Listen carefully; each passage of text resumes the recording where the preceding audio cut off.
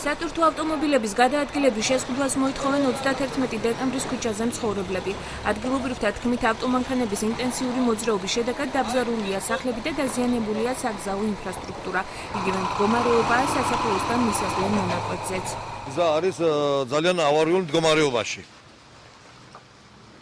იყო და მევიდნენ ასეთი ნახეს და ვითომ და გააკეთეს და წვიმიანამეთში იყო ასფალტის ფენის დასხმა, არ გასულა ერთი კვირა და კიდევ ამ მდგომარეობაშია. რომ შევეკითხეთ, რა ვქნა, დავალება გვაქვს ჩვენ ასეთი. ხოდა ყოფილა კიდევ ისეთი შემთხვევები, მყარი მოყავთ და აქეთ დრონი მაშინები დადიან, ტრაილერები დადიან და საათობით დასაჩერებენ და ასეთ გაბუჭებულ გზაში ბევრჯერ ყოფილა რომ შეწუხებულა და ჩამოუღიან წვიმიანამეთში რო იყო და ასეთ ბალოტიდან გაუტანიათ მყარი აქიდან.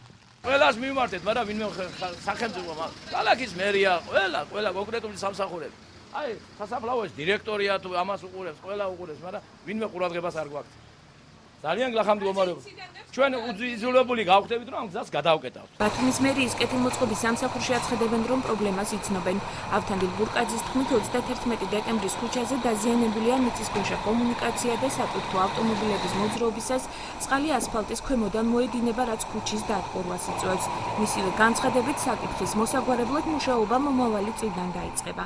მოსახლეობას გაყვანილი აქვს წყლები, ეს სიმაღლე არ ყოფნის იმ მილებს და დიდი მანქანები, როდესაც დადის, ზიანდება.